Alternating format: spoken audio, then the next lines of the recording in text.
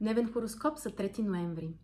Планетата Марс, която отговаря за нашите лични действия и за новите неща, които самостоятелно можем да предприемем, в момента се намира в знака Скорпион, но в самия край.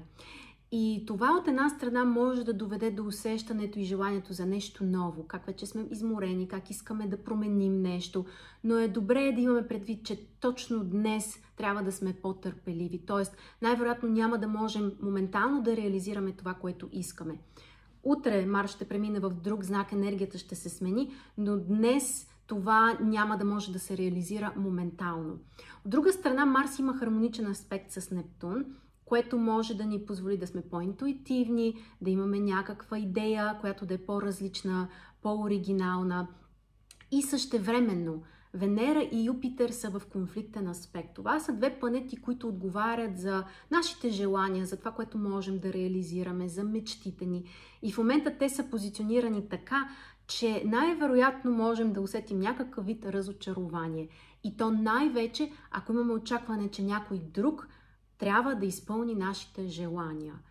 Това съответно може да ни подпомогне ние сами да се опитаме да предприемем нещо и това би било много по-позитивно. Тоест, ако имате очаквания, че някой друг трябва да разбере вие какво желаете, вие какво имате нужда и да го направи вместо вас, това най-вероятно ще доведе до разочарование. Но ако се съсредоточите на себе си и се опитате вие сами да направите нещо за себе си, то тогава има много по-добър шанс това да се реализира.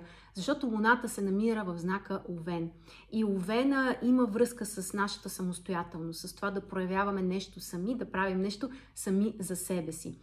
Тоест, днес трябва да обърнем особено внимание на нашите собствени желания и идеи, да се опитаме да ги реализираме самостоятелно, но същевременно да имаме предвид, че трябва допълнително търпение и някои неща могат да отнемат няколко дни или може би дори повече в зависимост от мащаба.